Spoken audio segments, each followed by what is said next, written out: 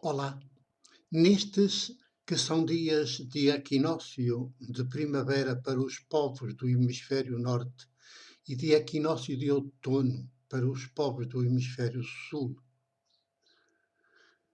mas para as igrejas judeo-cristãs são dias de Páscoa, volto a interromper os dias de descanso que me dei e vos dei nas redes sociais, Jornal Fraternizário no YouTube, para partilhar convosco um salmo, o Salmo 77, o livro dos Salmos, versão terceiro milénio, também para ateus, que são uma réplica para o terceiro milénio dos Salmos da Bíblia, portanto, totalmente reescritos. Hoje digo para vós, convosco, o Salmo 77. Diz assim: Suba até Deus a minha voz e clame. Suba até Deus a minha voz e Ele há de escutar-me. É assim que se pronunciam os povos primitivos plantados no coração do planeta, que eles desconhecem de todo e imaginam o firmamento sobre as suas cabeças como o imenso palácio onde Deus mora e os abismos sob os seus pés como a obscura morada dos mortos. Nas aflições multiplicam as preces, mãos levantadas, olhos levantados ao céu, joelhos em terra. Autoflagelam-se quando tarda o socorro que insistentemente pedem, num clamor cada vez mais gritado. Chegam a imolar os próprios filhos a Deus para que Ele atenda às suas preces. Se depois de tudo Deus ainda se mantém calado, inativo, distante, indiferente, concluem que os seus próprios pecados devem ser tantos e tão ofensivos que têm de ser castigados. Só isso explica a seus olhos, com tudo de infantil, que Deus no seu distante céu não atenda às suas angustiadas preces. Dia e noite andam errantes, cozidos de medo, indignos da atenção de Deus. Multiplicam os jejuns e os cilícios e pagam aos sacerdotes para que intercedam por eles nos altares. Quando por fim as causas das angústias naturalmente desaparecem, interpretam o facto como milagre de Deus. Voltam a erguer os olhos e as mãos ao céu e de joelhos em terra agradecem-lhe os seus favores e aos sacerdotes pagam novos sacrifícios, agora de ação de graças.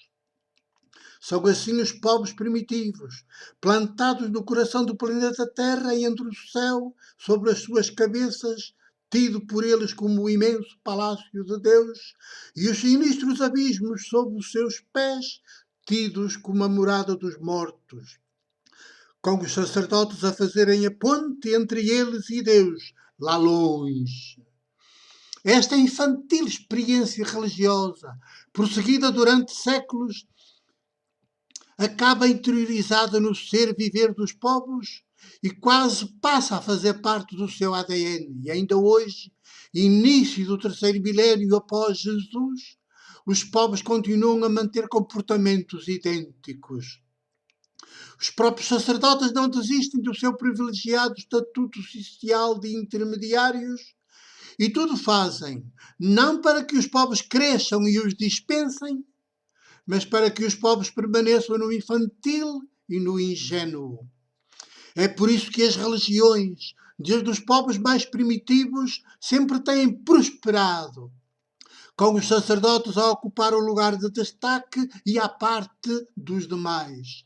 E tudo o que é obra humana anda marcado pelo Deus religião lá longe e alto.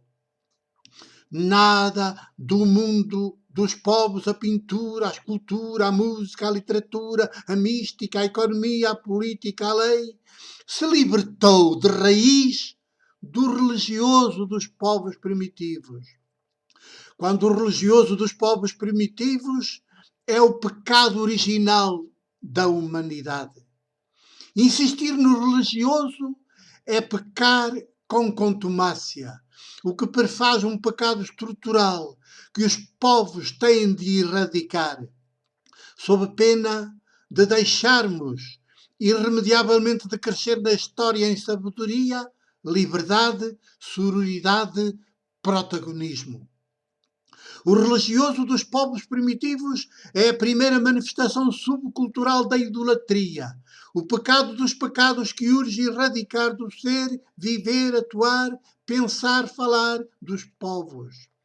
Só os profissionais da mentira, entre os quais se contam todo o tipo de sacerdotes mercenários do poder religioso, político, armado e financeiro, é que trabalham dia e noite para impedir que os povos cresçam e os dispensem. Percebemos então porque em seu tempo os chefes dos sacerdotes do templo de Jerusalém odeiam tanto Jesus, um ninguém aos seus olhos.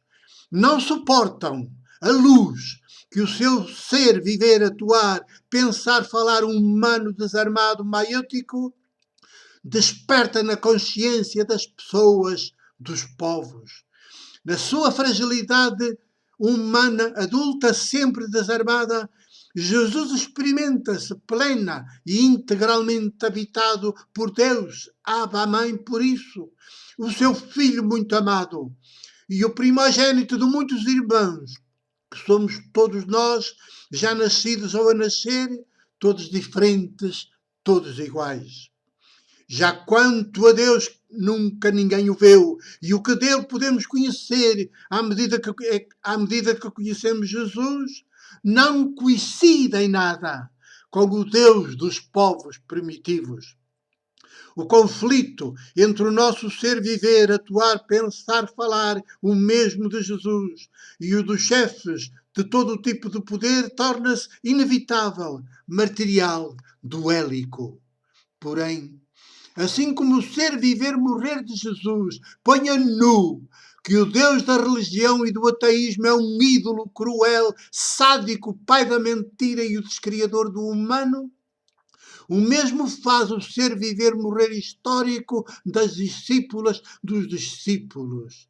E à medida que nos deixamos conduzir pela mesma rua de Deus, Abba, Mãe, acabamos a concluir que ele vomita todo o tipo de sacerdotes que trabalham dia e noite para manter os povos no infantil e no ingênuo, de modo a continuarem a ser olhados como os seus representantes quando são os mais influentes profissionais da mentira.